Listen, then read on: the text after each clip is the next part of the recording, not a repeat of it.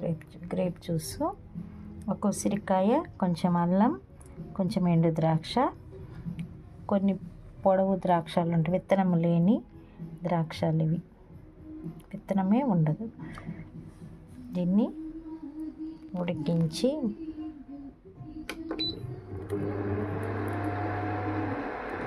బాగా ఉడికాక వాటర్ తాగేసి ద్రాక్ష తినేయచ్చు.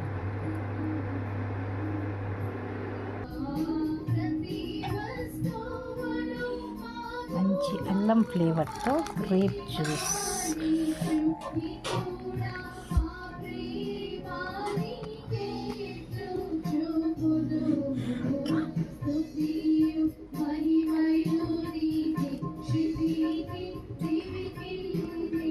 మంచి సువాసన, అల్లముతో మంచి సువాసన ఇచ్చే